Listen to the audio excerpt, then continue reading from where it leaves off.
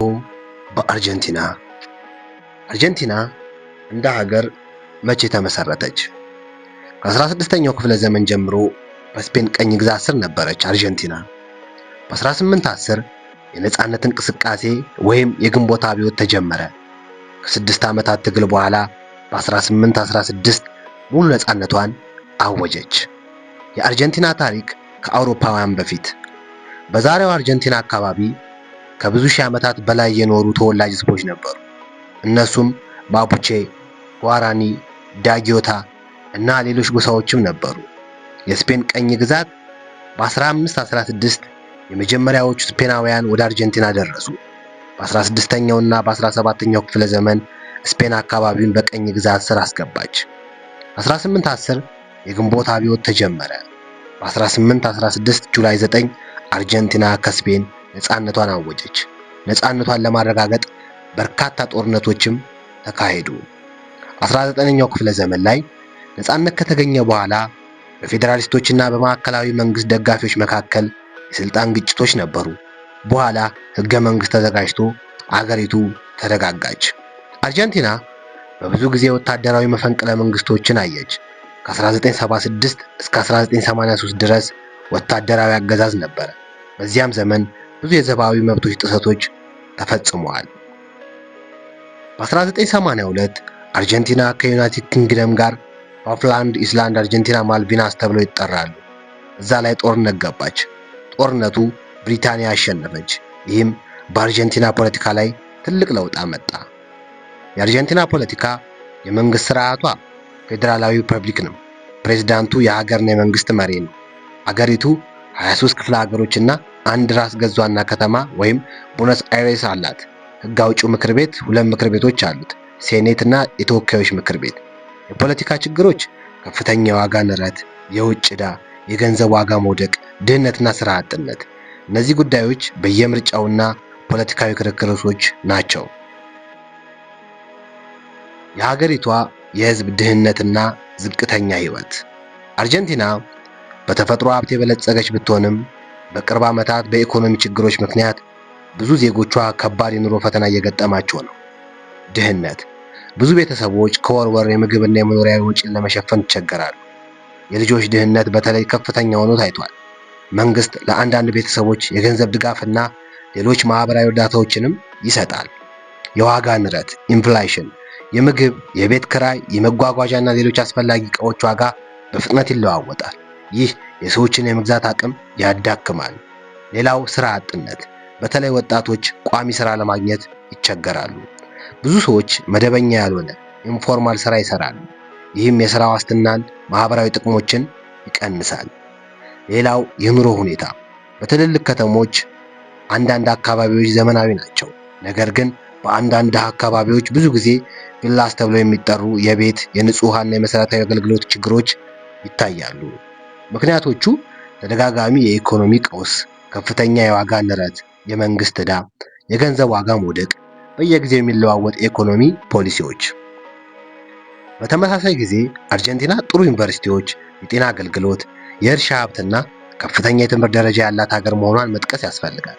ስለዚህ የኑሮ ሁኔታ በክልል በገቢና በማህበራዊ ሁኔታ መሰረት በጣም ይለያያሉ። አርጀንቲና ታሪኳ በጣም አስደናቂ ነው። ከእጅግ ሀብታም ሀገር ወደ ከባድ ኢኮኖሚ ችግር የገባችበት ጉዞ አላት። መነሻዋ 1816 ከስፔን ነጻነቷን አገኘች። በ19ኛው ክፍለ ዘመን መጨረሻና በ20ኛው ክፍለ ዘመን መጀመሪያ ከአውሮፓ በሚሊዮኖች የሚቆጠሩ ስደተኞች ገቡ። ለም መሬት ስለነበራት ስንዴ፣ በቆሎ እና የበሬ ስጋ ወደ አውሮፓ በብዛት ትልክ ነበር። የወርቅ ዘመን። በዚህ ዘመን አርጀንቲና ከዓለም በጣም ሀብታም ሀገሮች አንዷ ነበረች። ቦነስ አይሬስ የደቡብ አሜሪካ ፓሪስ ተብላ ትጠራ ነበር። ባቡር፣ ወደቦችና ከተሞቿ በፍጥነት ተገነቡ። ውድቀት። 1930 በኋላ በተደጋጋሚ ወታደራዊ መፈንቅለ መንግስቶች፣ የኢኮኖሚ ቀውሶች፣ ከፍተኛ የውጭ ዕዳ እና የዋጋ ንረት ተከሰቱ። የ2001 ቀውሱ። አርጀንቲና ከባድ የፋይናንስ ቀውስ ገጠማት። ባንኮች የሰዎችን ገንዘብ በጊዜያዊነት አገዱ። ድህነትና ስራ አጥነት በጣም ጨመረ። ዛሬም አርጀንቲና በተፈጥሮ ሀብት፣ በእርሻ፣ በሊቲየም፣ በነዳጅ እና በቱሪዝም ትልቅ አቅም አላት። ነገር ግን የዋጋ ንረት፣ የመንግስት ዕዳና የኢኮኖሚ አስተዳደር ችግሮች አሁንም ዋና ፈተናዎቿ ናቸው። አርጀንቲና በ20ኛው ክፍለ ዘመን መጀመሪያ ከዓለም በጣም ሀብታም ሀገሮች አንዷ ነበረች። ከዚያ ግን በተደጋጋሚ ኢኮኖሚ፣ የፖለቲካ ቀውሶች ምክንያት ወደ ከባድ የኢኮኖሚ ችግር ደረሰች። ዓመታዊ ጂዲፒዋ ጂዲፒ 2024 $638 ቢሊዮን፣ ጂዲፒ 2026 $688 ቢሊዮን፣ የህዝብ ብዛቷ 46 ሚሊዮን ገደማ፣ ጂዲፒ በአንድ ሰው $14,000 ገደማ። አርጀንቲና ለህዝቧ ምን ነፃ ነገር ታቀርባለች? አርጀንቲና ለዜጎቿ የምታቀርባቸው ብዙ የህዝብ አገልግሎቶች አሉ። ሁሉም ነገር ነፃ አይደለም፣ ግን እነዚህ በብዙ ሁኔታዎች በነፃ ወይም በመንግስት ድጋፍ ይሰጣሉ። አንድ የመንግስት ትምህርት ከመዋዕለ ህጻናት እስከ ሁለተኛ ደረጃ ትምህርት በነፃ ይሰጣል። ብዙ የመንግስት ዩኒቨርሲቲዎችም ለዜጎቿ ዝቅተኛ ወጪ ወይም ነፃ ትምህርት ይሰጣሉ። የመንግስት ጤና አገልግሎት በመንግስት ሆስፒታሎችና ጤና ጣቢያዎች መሰረታዊ ሕክምና በነፃ ይሰጣል። ክትባቶች የህፃናትና የአዋቂዎች ብዙ መደበኛ ክትባቶች በነፃ ይሰጣሉ። ማህበራዊ ድጋፍ ዝቅተኛ ገቢ ላላቸው ቤተሰቦች፣ አረጋውያንና አካል ጉዳተኞች የገንዘብ ድጋፍ ይሰጣሉ። የጡረታ ስርዓት ብዙ ሰራተኞች ሲያረጁ የጡረታ ገቢ ያገኛሉ። የመድኃኒት ድጋፍ ለአንዳንድ ታካሚዎች መንግስት የመድኃኒት ወጪን በከፊል ወይም ሙሉ በሙሉ ይሸፍናል። ነገር ግን በኢኮኖሚ ችግሮች እና በበጀት ጫና ምክንያት የእነዚህ አገልግሎቶች ጥራትና ተደራሽነት ከአካባቢ ወደ አካባቢ ሊለያይ ይችላል። ዘረኝነት በአርጀንቲና እንደ ሌሎች ብዙ ሀገሮች የሚገኝ ማህበራዊ ችግር ነው፣ ነገር ግን በህግ የተከለከለ ነው። አርጀንቲና በአብዛኛው ከአውሮፓ በተለይ ከጣሊያን እና ከስፔን የመጡ ስደተኞች ዘር ያላቸው ሰዎች የሚኖሩባት ሀገር ናት። ነገር ግን የተወላጅ ህዝቦች፣ ከሌሎች የደቡብ አሜሪካ ሀገራት የመጡ ስደተኞችና አፍሪካዊ ስራ ያላቸው ሰዎችም ይኖራሉ። በአንዳንድ ሁኔታዎች በተወላጅ ህዝቦች፣ በጎረቤት ሀገራት ስደተኞች እንደ ቦሊቪያ ወይም ፓራጓይ ወይም በጥቁር ዘር ሰዎች ላይ የመድሎ ክስተቶች ሊከሰቱ ይችላሉ። በእግር ኳስ ጨዋታዎች የወቅት የዘር ስድብ ወይም ያላግባብ ባህል ሊከሰት ታይቷል። ይህም በሀገሪቱና በዓለም አቀፍ የእግር ኳስ ተቋማት በይፋ ይወገዛል። የአርጀንቲና ህግ በዘር፣ በቀለም፣ በብሔር ወይም በሃይማኖት ላይ የተመሰረተ መድሎን ይከለክላል። አርጀንቲና በአጠቃላይ ዘረኛ ሀገር ናት ወይም ዘረኝነት የለባትም ብሎ መግለጽ ትክክል አይደለም። እንደ ብዙ ሀገሮች አንዳንድ የዘር መድሎ ክስተቶች ይኖራሉ፣ ነገር ግን ህጉ ይከለክላቸዋል እና ብዙ ሰዎችም ይቃወሟቸዋል። አርጀንቲና በደቡብ አሜሪካ ከ5 ሀገሮች ጋር የመኖሪያ ድንበር አላት። ቺሊ፣ ቦሊቪያ፣ ፓራጓይ፣ ብራዚል፣ ኡራጋይ። ከነዚህ ሀገሮች ጋር የንግድ፣ የባህልና የፖለቲካ ግንኙነት አላት። ከቺሊ ጋር ከሁሉም ረጅም የመሬት ድንበር ያላት ሀገር ቺሊ ናት። በአዲስ ተራሮች ይለያያሉ። በ19ኛው ክፍለ ዘመን የድንበር ግጭቶች ነበሩ። ዛሬ ግን በአብዛኛው የተረጋጋ ግንኙነት አላቸው። በንግድና በቱሪዝም ይተባበራሉ። ከብራዚል ጋር ብራዚል ትልቁ የአርጀንቲና የንግድ ሀገር አንዷ ናት። በእግር ኳስ ትልቅ ተቀናቃኞች ቢሆንም በፖለቲካና በኢኮኖሚ ትብብር አላቸው። ከኡራጋይ ጋር በሪዮ ዴ ላ ፕላታ ወንዝ ይለያያሉ። በባህል በጣም ቅርብ ናቸው። ቋንቋ፣ ምግብ፣ የታንጎ ባህላቸው አንድ ነው። የንግድና የጉዞ ግንኙነት ጠንካራ ነው። ከፓራጓይ ጋር በውሃ ሀብትና በንግድ ግንኙነት ተቀራርበዋል። ብዙ የፓራጓይ ሰዎች በአርጀንቲና ይኖራሉ ወይም ይሰራሉ። ከቦሊቪያ ጋር የሰዎች እንቅስቃሴና የንግድ ግንኙነት አላቸው። በታሪክ የድንበር ጉዳዮች ነበሩ፣ ዛሬ ግን የተረጋጋ ግንኙነት አላቸው። አጠቃላይ አርጀንቲና ከጎረቤቶቿ ጋር በአብዛኛው ሰላማዊ ግንኙነት አላት። ትልቁ የክልል ተፎካካሪዋ ብራዚል ሲሆን ትልቁ የንግድና የፖለቲካ አጋሯም ነው። የአርጀንቲና ቱሪዝም አርጀንቲና በተፈጥሮ ውበት፣ በታሪክ፣ በባህልና በስፖርት የታወቀች የደቡብ አሜሪካ የቱሪዝም ሀገር ናት። በየዓመቱ ብዙ ሚሊዮን ጎብኚዎች ትቀበላለች። አንደኛ፣ ቡነስ አይሬስ የሀገሪቱ ዋና ከተማና የባህል ማዕከል ናት። የደቡብ አሜሪካ ፓሪስ ተብላ ትጠራለች። የታንጎ ዳንስ፣ የቆዩ ህንፃዎች፣ ሙዚየሞችና የእግር ኳስ ባህል ዝነኛ ናቸው። 2 ኢጎስ ፏፏቴ በአርጀንቲና እና ብራዚል ድንበር ላይ የሚገኝ የዓለም ታዋቂ ተፈጥሯዊ ድንቅ ነው። በሺዎች የሚቆጠሩ ጎብኚዎች ይስባል። ፓታጉያ በደቡብ አርጀንቲና የሚገኝ ሰፊ የተፈጥሮ ክልል ነው። በበረዶ ተራሮች፣ ሐይቆች፣ በረዶ ግግርና የዱር እንስሳት ይታወቃል። ፔሬቶ ሞርኖ በረዶ ግግር በፓታጉያ የሚገኝ እጅግ የታወቀ የበረዶ ተራራ ነው። ቱሪስቶች በቅርብ ሆነው የበረዶውን መሰበር ማየት ይችላሉ። ሜንዶዝ የወይን ምርት ዋና ማዕከል ናት። ከአንዲስ ተራሮች ጋራም የተዋበች ናት። አንዲስ ተራሮች የአሜሪካ ከፍተኛ ተራራ የሆነው አኮንጎል በአርጀንቲና ይገኛል። ለተራራ መውጣት እና ጀብዱ ቱሪዝም ታዋቂ ነው። የእግር ኳስ ቱሪዝም አርጀንቲና የሜሲ፣ ማራዶና እና ታላላቅ ክለቦች ሀገር በመሆኗ ብዙ የእግር ኳስ አፍቃሪዎችን ትስባለች። ለምን? ቱሪስቶች ይመርጧታል። የተለያየ ተፈጥሮ፣ በረዶ፣ በረሃ፣ ደን፣ ተራራ አላት። ልዩ ምግብ፣ አሳቦ የበሬ ስጋ አላት። ሙዚቃ፣ ዳንስ፣ የእግር ኳስ ባህል፣ ታሪካዊ ከተሞች። አርጀንቲና ከተፈጥሮ ድንቅ ስፍራዎች እስከ የከተማ ባህል ድረስ የተሟላ የቱሪዝም መዳረሻ ናት። የአርጀንቲና የትምህርት ስርዓት። አርጀንቲና በላቲን አሜሪካ ከፍተኛ የትምህርት ታሪክ ካላቸው ሀገሮች አንዷ ናት። ትምህርትን እንደ መሰረታዊ መብት ትቆጥራለች። ነፃ ትምህርት። የመንግስት ትምህርት ከመጀመሪያ ደረጃ እስከ ዩኒቨርሲቲ ድረስ በአብዛኛው ነፃ ነው። የመንግስት ዩኒቨርሲቲዎች ለአርጀንቲናውያን በብዙ ጊዜ የክፍያ ጫና የሌለባቸው ናቸው። ታዋቂ ዩኒቨርሲቲዎቿ ዩኒቨርሲቲ ኦፍ ቦነስ አይረስ በላቲን አሜሪካ ከሚታወቁ ዩኒቨርሲቲዎች አንዱ ነው። በሕክምና፣ ሕግ፣ ሳይንስና ማህበራዊ ጥናት የታወቀ ነው። የትምህርት ባህል። ስፓኒሽ ዋና የመማሪያ ቋንቋ ነው። ሳይንስ፣ ሕግ፣ ሕክምና፣ ምህንድስናና ስነ ጥበብ ትምህርቶች በጣም ይታወቃሉ። የዩኒቨርሲቲ ተማሪዎች ማህበራዊና ፖለቲካዊ ጉዳዮችም ንቁ ተሳትፎ ያደርጋሉ። ችግሮች።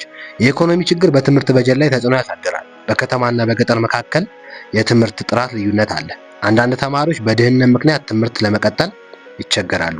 አርጀንቲና ነፃ የመንግስት ትምህርትና ጠንካራ ዩኒቨርሲቲ ባህል ያላት ሀገር ናት። ነገር ግን የኢኮኖሚ ችግሮች በስርዓቱ ላይ ጫና አሳድረዋል። የአርጀንቲና የሀብቷ ምንጭና መጠን። አርጀንቲና በተፈጥሮ ሀብት የበለጸገች ሀገር ናት። ኢኮኖሚዋ በእርሻ፣ በማዕድን፣ በኢነርጂ፣ በኢንዱስትሪና በአገልግሎት ዘርፎች ይመሰረታል። አንድ እርሻ ዋና የሀብት ምንጭ። አርጀንቲና በዓለም ከታወቁ የእርሻ ሀገሮች አንዷ ናት። አኩሪ አተር ከዓለም ትልቅ አምራቾች አንዷ ናት። በቆሎ፣ ስንዴ እንዲሁም ደግሞ በቀንድ ከብት የበሬ ስጋ በዓለም የታወቀች ናት። ወይን በተለይ የሜንዱዛ ክልል በወይን የታወቀ ነው። ሌላው ማዕድን። አርጀንቲና በተለይ በአዳዲስ የኃይል ማዕድናት ትታወቃለች። ሊቲየም የዓለም ትልቅ የሊቲየም ክምችት ካላቸው ሀገሮች አንዷ ናት። ለኤሌክትሪክ መኪና ባትሪ አስፈላጊ ነው። ወርቅ፣ ብር፣ መዳብም አላት። ሌላው ነዳጅና ጋዝ። በቫካ ሙዩርቴ አካባቢ ትልቅ የሼል ነዳጅና ጋዝ ሀብት አላት። ይህ አርጀንቲናን የኃይል አምራች ሀገር ለማድረግ ትልቅ እድል ነው። ሌላው ኢንዱስትሪ፣ መኪና ማምረት፣ የምግብ ማቀነባበር፣ ኬሚካልና ማሽነሪ ምርቶች። ሌላው የኢኮኖሚ መጠን። ጂዲፒዋ ከ688 ቢሊዮን ዶላር እንደሆነ በ2026 ተቆጥሯል። የህዝብ ብዛቷ 46 ሚሊዮን፣ እንደዚሁም ደግሞ በአንድ ሰው 14000 ዶላር ገደማ ይገመታል። የሀብት አቅሟ። አርጀንቲና ብዙ ሀብት ቢኖራትም በኢኮኖሚ ቀውስ፣ የዋጋ ንረትና የፖለቲካ ለውጦች ምክንያት ሀብቷን ሙሉ በሙሉ መጠቀም አልቻለችም። የአርጀንቲና ትልቁ ሀብት ለም መሬቷ፣ የእርሻ ምርቷ፣ ሊቲየም ክምችቷና የነዳጅ ሀብቷ ናቸው። አርጀንቲና ከሌሎች ሀገሮች ምን ታስገባለች? እሷ ስለሌሎች ምን ትሰጣለች? አርጀንቲና በደቡብ አሜሪካ ትልቅ ኢኮኖሚ ካላቸው ሀገሮች አንዷ ስትሆን ብዙ ነገሮችን ታስገባለች እንዲሁም ታስወጣለች። ከውጭ የምታስገባቸው ኢምፖርቶች አንድ ማሽኖችና ቴክኖሎጂ፣ የፋብሪካ ማሽኖች፣ የኢንዱስትሪ መሳሪያዎች፣ የኮምፒውተርና የኤሌክትሪክ እቃዎች። ሌላው መኪናዎች፣ የመኪና ክፍሎች፣ የግል መኪናዎች፣ የመኪና መለዋወጮች። ሌላው ኃይል፣ አንዳንድ ጊዜ ነዳጅና የኤነርጂ ምርቶች። ሌላው መድኃኒትና የሕክምና መሳሪያ፣ የሕክምና ቴክኖሎጂ፣ ፋርማሲ ምርቶች፣ ኬሚካል ምርቶች፣ የኢንዱስትሪ ኬሚካሎች፣ የግብርና መድኃኒቶች ታስገባለች። ወደ ሌሎች ሀገሮች የምትልካቸው ኤክስፖርቶች የእርሻ ምርቶች፣ አኩሪ አተር፣ የአኩሪ አተር ዘይትና ዱቄት፣ በቆሎ፣ ስንዴ፣ የበሬ ስጋ። አርጀንቲና በዓለም ታዋቂ ስጋ ላኪ ሀገር ናት። ወይን ትልካለች። የአርጀንቲና ወይን በዓለም ገበያ ይታወቃል። ሌላው ነዳጅና ጋዝ፣ የነዳጅ ምርቶች፣ የተፈጥሮ ጋዝ፣ ማዕድናት፣ ሊቲየም፣ ወርቅ፣ ብር። ኢንዱስትሪያዊ ምርቶች፣ መኪና፣ የመኪና ክፍሎች፣ የማሽን ምርቶች ትልካለች። ዋና የንግድ አጋሮቿ ብራዚል ከፍተኛ የንግድ አጋር፣ ሌላው ቻይና ትልቅ ገዢና አቅራቢ። አሜሪካ በንግድና በቴክኖሎጂም አጋር ናቸው። የአውሮፓ ሀገሮች የእርሻ ምርቶችን ይገዛሉ። አርጀንቲና በዋናነት ምግብ፣ እርሻ ምርት፣ ስጋ፣ ሊቲየም እና ኃይል ትሸጣለች። ማሽኖች፣ ቴክኖሎጂ፣ መኪናዎችና መድኃኒቶችም ታስገባለች። አርጀንቲና ለመኖር የምትመች ወይም የማትመች አገር ናት። በእርግጥ ይህ ነገር በሰውየው ፍላጎት፣ ገቢና በሚያስገባው የኑሮ ዘይቤ ይመዘናል። የምትመችባቸው ነገሮች እነዚህ። አንድ የኑሮ ወጪ ከብዙ የበለጸጉ ሀገሮች ጋር ሲነጻጸር አንዳንድ ወጪዎች ዝቅተኛ ናቸው። ሌላው ተፈጥሮና አካባቢ፣ ተራራ፣ በረዶ፣ ደን፣ ውቅያኖስ እና ውብ ከተሞች አሏት። ሌላው ትምህርት፣ ጥሩ የመንግስት ዩኒቨርሲቲዎች፣ የትምህርት ባህል አላት። ጤና አገልግሎት፣ የመንግስት ጤና አገልግሎት ለብዙ ሰዎች ይገኛል። ባህልና ህይወት፣ ሙዚቃ፣ ታንጎ፣ እግር ኳስ፣ ምግብና ማህበራዊ ህይወት በጣም የታወቁ ናቸው። ስለዚህ በእነዚህ ትመቻለች። የማትመችባቸው ነገሮች የዋጋ ንረት፣ ዋጋዎች በፍጥነት ስለሚለዋወጡ የገቢ እቅድ ለማድረግ ያስቸግራል። ስራ ማግኘት፣ ለአዲስ ወጪዎች ጥሩ ስራ ማግኘት አስቸጋሪ ሊሆን ይችላል። ስፓኒሽ ቋንቋ መናገርም በጣም ያስፈልጋል። ደህንነት እንደ ቦነስ አይሬስ ባሉ ትልልቅ ከተሞች የሌብነት ችግር ያለባቸው አካባቢዎች አሉ። ሌላው የኢኮኖሚ አለመረጋጋት፣ የገንዘብ ዋጋ መውደቅና የፖለቲካ ለውጥ የኑሮን ዕቅድ ሊያስቸግር ይችላል። በአጠቃላይ ለተማሪዎች፣ ለቱሪስቶች፣ ስራ ወይም የተረጋጋ ገቢ ላላቸው ሰዎች አርጀንቲና ጥሩ ምርጫ ልትሆን ትችላለች። ከዛ ውጭ ላሉ ሰዎች ግን ልታስቸግር ትችላለች። ባህል፣ ምግብ፣ መጠጥ፣ ጭፈራ። የአርጀንቲና ባህል የአውሮፓ በተለይ የጣሊያን፣ ስፔን ተጽዕኖ ከደቡብ አሜሪካ ተወላጅ ባህሎች ጋር የተቀላቀለ ነው። እግር ኳስ አገሪቱ እጅግ ታላቅ ባህላዊ ነገር ነው። ሜሲና ማራዶና እንደ ብሔራዊ ጀግኖች ይታያሉ። ቤተሰብና ጓደኝነት በማህበራዊ ህይወታቸው ትልቅ ቦታ አለ። ሰዎች ረጅም የምሽት ህይወት ይወዳሉ። እራት ብዙ ጊዜ ሌሊት ይበላል። ታዋቂ ምግቦቿ አሳዶ በጣም ታዋቂው የአርጀንቲና ምግብ ነው። የበሬ ስጋ በእሳት ላይ በመጥበስ ይዘጋጃል። ኢምፓንድ በስጋ በአትክልት ወይም በአብ የተሞላ የዱቄት ምግብ ነው። ሚሊናስ በዱቄትና በእንቁላል ተሸፍኖ የተጠበሰ ስጋ ነው። ዱላክ ዲሌች ከወተት የሚሰራ ጣፋጭ ምግብ ነው። የበሬ ስጋ አርጀንቲና በጥራት የበሬ ስጋዋ በዓለም ታዋቂ ናት። መጠጦቿ ማቴ በጣም የታወቀ ባህላዊ መጠጥ ነው። ከማቴ ቅጠል የሚዘጋጅ ሞቅታ መጠጥ ሲሆን በጓደኞችና ቤተሰብ መካከል ይጋሩታል። ወይን አርጀንቲና በተለይ በማልቤክ ወይን ታዋቂ ናት። ጭፈራና ሙዚቃ ታንጎ የአርጀንቲና በዓለም የታወቀ የጭፈራ ባህሏ ነው። ከቦነስ አይረስ የተነሳ ሲሆን ፍቅር፣ ስሜትና ታሪክን ይገልጻል። ሌሎች የሙዚቃ ቅርጾች ፎልክ ሚውዚክ፣ የገጠር ሙዚቃ በመባል ሮክ አርጀንቲና፣ የአርጀንቲና ሮክ፣ የላቲን ሙዚቃ ቅርጾችም ትጫወታለች። አርጀንቲና በታንጎ ጭፈራ፣ በአሳዶ ምግብ፣ በማቴ መጠጥ፣ በእግር ኳስ ፍቅርና በሞቅታ ማህበራዊ ባህል የታወቀች ሀገር ናት። የአርጀንቲና ህዝብ ዋና ሃይማኖት። የአርጀንቲና ህዝብ አብዛኛው ክርስትናን ይከተላል። በተለይ ካቶሊክ ክርስትና በታሪክ ዋና ሃይማኖታቸው ነው። ካቶሊክ ክርስትና በጣም ብዙ ተከታዮች ያሉት ሃይማኖት ነው። ይህም ከስፔን ቀኝ ግዛት ዘመን ጀምሮ ተስፋፍቷል። ሌላው ፕሮቴስታንት ክርስትና በተለይ ኢቫንጀሊካል ቤተክርስቲያኖች በቁጥር እየጨመሩ ናቸው። ሌላው የአይሁድ ሃይማኖት። አርጀንቲና በላቲን አሜሪካ ትልቁ የአይሁድ ማህበረሰብ ካላቸው ሀገሮች አንዷ ናት። ሌላው እስልምና ትንሽ ቁጥር ቢሆንም የሙስሊም ማህበረሰብም አለ። በተጨማሪ ሃይማኖት የማይከተሉ ሰዎች ቁጥርም እየጨመረ ነው። በአጠቃላይ አርጀንቲና በታሪክ ካቶሊክ የበላይ የሆነች ሀገር ብትሆንም ዛሬ የሃይማኖት ነጻነት ያለባት አገር ናት። የአርጀንቲና ጥንታዊ ታሪክና ቅርሶች።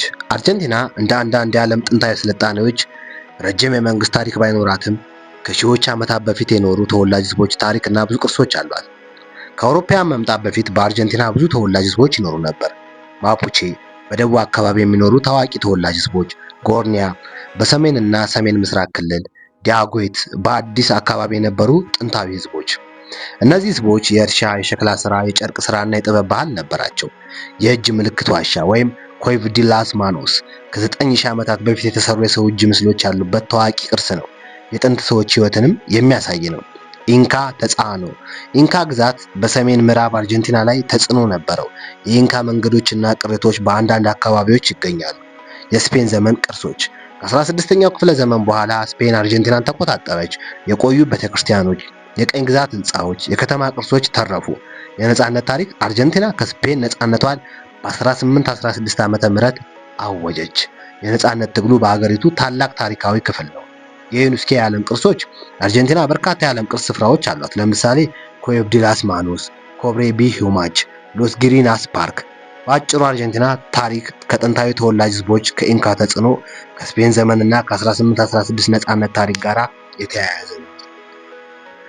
የአርጀንቲና ቴክኖሎጂ፣ ወታደራዊ አቅም፣ ስለላና ሕክምና ምን ይመስላል? አንድ ቴክኖሎጂ። አርጀንቲና በላቲን አሜሪካ ከተሻሉ የሳይንስና ቴክኖሎጂ አቅም ካላቸው ሀገሮች አንዷ ናት። የሳተላይት ቴክኖሎጂ፣ የመገናኛ ሳተላይቶችን አምርታ ወደ ህዋ ልካለች። የኒውክሌር ቴክኖሎጂ፣ ለሰላማዊ ዓላማ ኃይልና ሕክምና የኒውክሌር ምርምር አቅም አላት። የአየር ህዋ ምርምር፣ የሮኬትና የሳተላይት ልማት ፕሮግራሞችም አሏት። የሶፍትዌር ዘርፍ፣ የአይቲና የሶፍትዌር ባለሙያዎች በላቲን አሜሪካ የታወቁ ናቸው። ወታደራዊ አቅም፣ አርጀንቲና በደቡብ አሜሪካ ትልቅ የጦር ታሪክ ካላቸው ሀገሮች አንዷ ናት። የሰራዊት ቁጥሯ በአጠቃላይ ከ40,000 እስከ 50,000 ገደማ ይቆጠራል። የጦር ክፍሎቿ የመሬት ጦር፣ የባህር ኃይልና የአየር ኃይል። የታሪክ ክስተት በ1982 ከብሪታንያ ጋር በፎክላንድ ደሴቶች ጦርነት አድርጋ ነበር። ዛሬ ወታደራዊ ኃይሏ ከብራዚል ወይም ከዓለም ሀያላን ሀገሮች ጋር ሲነጻጸር አነስተኛ ነው። ዋና ትኩረቷ የሀገር መከላከያና የድንበር ጥበቃ ነው። ስለላ ኢንተለጀንስ፣ አርጀንቲና የሀገር ደህንነት መረጃ ተቋም አላት። ስለላዊ በዋናነት የሽብር ስጋት፣ የድንበር ወንጀል፣ የውጭ ሀገር መረጃ፣ የሳይበር ደህንነት ላይ ያተኩራል። እንደ አሜሪካ ሲአይኤ ወይም እንደ እስራኤሉ ሞሳድ ዓለም አቀፍ ታዋቂ የሆነ ስለላ ኃይል የላትም። ሕክምና አርጀንቲና በላቲን አሜሪካ ጥሩ የሕክምና ስራ ካላቸው ሀገሮች አንዷ ናት። የመንግስት ሆስፒታሎች ለህዝብ ነፃ ወይም ዝቅተኛ ወጪ አገልግሎት ይሰጣሉ። በሕክምና ምርምር፣ በባዮሎጂ እና በመድኃኒት ምርምሮችም አቅም አላት። በሀገሪቷ የሚሰሩ ሐኪሞች በላቲን አሜሪካ በጥራት ይታወቃሉ። አርጀንቲና በቴክኖሎጂ በሕክምና ከክልሉ ከፍተኛ አቅም ያላት ሀገር ናት። የወታደራዊ ኃይሏ ግን ከቀድሞ ደረጃ ቀንሷል እና ዛሬ በአካባቢው መከላከያ ላይ ያተኮረ ነው። የአርጀንቲና ሴቶችና ወንዶች አስተሳሰብና ማህበራዊ ባህል እንደ ማንኛውም ሀገር ሁሉ በአርጀንቲና ያሉ ሰዎች ሁሉ ተመሳሳይ አስተሳሰብ የላቸውም። ከከተማ ወደ ገጠር፣ ከእድሜ ወደ እድሜና ከትምህርት ደረጃ ጋር ልዩነት አለ፣ ግን በአጠቃላይ የሚታዩ ባህላዊ ባህሪዎች አሉ። የአርጀንቲና ሴቶች ራስን መቻልና ነፃነት ብዙ ዋጋ ይሰጣሉ። ብዙ ሴቶች ትምህርትና ሙያ ላይ ትኩረት ያደርጋሉ። ቤተሰብ በጣም አስፈላጊ ቦታ እንዳለው ይናገራሉ፣ ነገር ግን የግል ህልምና ስራ እንዲኖራቸውም ይፈልጋሉ። ፋሽንና ውበት በብዙ ሰዎች ዘንድ ዋጋ ያለው። በሴቶች መብት ጉዳዮች ላይም ንቁ የሆኑ ብዙ ማህበረሰቦች አሉ። የአርጀንቲና ወንዶች ቤተሰብና ጓደኝነት ትልቅ ዋጋ ይሰጡታል። በስፖርት በተለይም እግር ኳስ ላይ ብዙ ፍቅር አላቸው። በማህበራዊ ግንኙነት ክፍት፣ ወዳጃዊና ስሜታዊ መሆን የተለመደ ነው። ብዙ ወንዶች ስራ፣ ሙያና የግል እድገትን ይፈልጋሉ። የፍቅርና ግንኙነት ባህል አርጀንቲናውያን በአጠቃላይ ስሜታቸውን በግልጽ መግለጽ ይወዳሉ። ውይይት፣ መተማመንና የግል ነፃነትን በግንኙነት ውስጥ ዋጋ አላቸው። ከአርጀንቲና የወጡ ታዋቂ ሰዎች አርጀንቲና በስፖርት፣ በፖለቲካ፣ በሙዚቃ፣ በሳይንስና በስነ ጥበብ ዓለም ብዙ ታዋቂ ሰዎችን አፍርታለች። አንድ ሊዮኔል ሜሲ ከዓለም ምርጥ የእግር ኳስ ተጫዋቾች አንዱ፣ የ22 የዓለም ዋንጫ አሸናፊ፣ የብዙ ባላንዶር ሽልማቶችንም አሸንፏል። ሁለት ዲያጎ ማራዶና የአርጀንቲና የእግር ኳስ አፈ ታሪክ ነው። በ1986 የዓለም ዋንጫ ለአርጀንቲና አበርክቷል። ሌላው ፖፕ ፍራንሲስ ከአርጀንቲና የመጣ የካቶሊክ ቤተክርስቲያን መሪ፣ ከደቡብ አሜሪካ የመጀመሪያው ሊቀ ጳጳስ ነበረ። አራት ሌላው ቼ ጉቬራ የ20ኛው ክፍለ ዘመን ታዋቂ አብዮት ሰው፣ በኩባ አብዮት ውስጥ ታዋቂ ሚና ነበረው። ሌላው ጆዋን ሞኑፋንጎ የፎርሙላ 1 የቀድሞ ታላቅ የመኪና ውድድር ሹፌር፣ ብዙ የዓለም ዋንጫዎችንም አሸንፏል። ማርሴዲስ ሶሳ በላቲን አሜሪካ ታዋቂ ብዙ አርቲስት፣ የአሜሪካ ድምፅ ተብላ የምትጠራ ዘፋኝ። ሌላው ጆርጅ ሉዊስ ቦርጌስ የዓለም ታዋቂ ጸሐፊና ፈላስፋ፣ በስነ ጽሑፍ ዓለምም ትልቅ ተጽዕኖ ያለው ሰው። ሌላው ኢሚሊያን ማርቴዝ የ22 የዓለም ዋንጫ አሸናፊ ግብ ጠባቂ። በአጠቃላይ አርጀንቲና በተለይ በእግር ኳስ ሜሲ፣ ማራዶና፣ በሙዚቃ ማርሴዲስ ሶሳ፣ በስነ ጽሑፍ ቦርጌስ እና በዓለም ሃይማኖት ደግሞ ፖፕ ፍራንሲስ ታላላቅ ሰዎችን ለዓለም አበርክታለች። አርጀንቲና ከሌሎች ሀገር ምን የተለየ ነገር አላት? አንድ የታንጎ መገኛ። ታንጎ በዓለም የታወቀ የጭፈራና የሙዚቃ ባህል ከአርጀንቲና ተነስቷል። ፍቅርና ስሜትን እንዲሁም የከተማ ህይወትን ይገልጻል። ሌላው የእግር ኳስ ፍቅር። እግር ኳስ ከስፖርት በላይ እንደ ባህል ይታያል። እንደ ሜሲና ማራዶና ያሉ የዓለም ኮከቦችን አፍርታለች። ሌላው የበሬ ስጋ ባህል። አሳዶ የተባለው ስጋ ጥብስ በሀገሪቱ ትልቅ ባህላዊ ምግብ ነው። አርጀንቲና በጥራት የበሬ ስጋዋ በዓለም ትታወቃለች። ሌላው እጅግ የተለያዩ ተፈጥሮ። ከአንዲስ ተራሮች እስከ ፓታጊዮ በረዶ ክልሎች ድረስ ያለው ተፈጥሮ ልዩ ነው። የአኮንጎ ተራራ በአሜሪካ ከፍተኛው ነው። ሌላው የማቴ መጠጥ ባህል። ማቴ ከሌሎች ሀገሮች የተለየ የመጋራት ባህል ያለው ባህላዊ መጠጥ ነው። ሌላው የአውሮፓና የላቲን ባህል ድብልቅ። ብዙ የህዝቧ ቅርስ ከጣሊያን፣ ከስፔን ስደተኛ ጋር የተያያዘ ሲሆን ከደቡብ አሜሪካ ባህል ጋርም ተቀላቅሏል። ሌላው የሳይንስና የትምህርት ባህል። በላቲን አሜሪካ ጠንካራ ዩኒቨርሲቲዎች ታሪክ አላት። የኖቤል ሽልማት ያሸነፉ ሳይንቲስቶችንም አፍርታለች። ሌላው የግብርና ኃይል። ለም መሬቷና የእርሻ ምርቷ አርጀንቲናን የዓለም የምግብ አቅራቢ ሀገር አድርጓታል። በአጭሩ አርጀንቲና የሚለያያት ዋና ነገሮች ታንጎ፣ እግር ኳስ፣ ፍቅር፣ የበሬ ስጋ ባህሏ፣ ፓታጎያ ተፈጥሮ፣ ማቴ መጠጧና የአውሮፓ ላቲን ባህል ድብልቅ መሆኗ ነው። አርጀንቲና ሀገር በአጭሩ ከየት ተነስታ የት እንደደረሰች አብረን ሆነን አይተናል። አብራችሁኝ ስለነበራችሁ እጅግ አድርጌ አመሰግናለሁ። ሰብስክራይብ፣ ላይክ እያደረጋችሁ ቤተሰቡን